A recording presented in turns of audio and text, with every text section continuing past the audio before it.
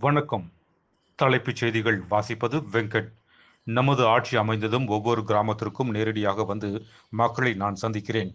வேலூரில் நடைபெற்ற நிர்வாகிகள் சந்திப்பு கூட்டத்தில் தாவைக்கா தலைவர் விஜய் பேச்சு. பதற்றம் அதிகரிப்பதால் ஈரானை விட்டு உடனடியாக வெளியேற இந்தியர்களுக்கு தூதரகம் அறிவுறுத்தல். ரைசிங் ஸ்டார் மகளிர் ஆசிய கோப்பை கிரிக்கெட் போட்டியில் இந்தியா ஏ அணிக்கு சாம்பியன் பட்டம். கோவையில் மொத்தம் 26,96,813 வாக்காளர்கள் இறுதி வாக்காளர் பட்டியலை ஆட்சியர் பவன்குமார் கிரியப்பனவர் வெளியிட்டார்.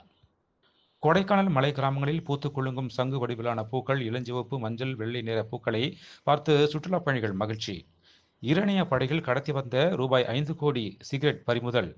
எஸ்ஆர் பணிகளுக்கு பின் தமிழ்நாட்டில் 5.67 கோடி வாக்காளர்கள் தேர்தல் ஆணையம் அறிவிப்பு.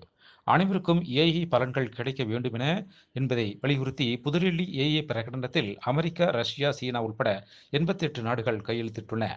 திமுக கூட்டணியில் பேச்சுவார்த்தை வாமா மின்னல் என வந்து போகும் வேகத்தில் போய்விடும். திருநெல்வேலியில் பாஜக மாநில தலைவர் நயினார் நாகேந்திரன் பேட்டி.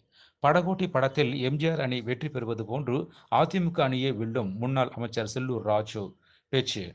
ஓ பன்னீர்செல்வத்தை நினைத்தால் பாவமாக உள்ளது. சென்னையில் விமான நிலையத்தில் பாஜக மாநில துணைத் தலைவர் நடிகை குஷ்பு பேட்டி. வன்முறையை தூண்டும் வகையில் பேசியதாக பதியப்பட்ட வழக்கில் விசிக தலைவர் திருமாவளவனை விடுவித்து சென்னை உயர்நீதிமன்றம் உத்தரவு. மேலும் விரிவான செய்திகளுக்கு அரசியல் ராஜ்யம் மின் இதழை படியுங்கள். நன்றி, வணக்கம்.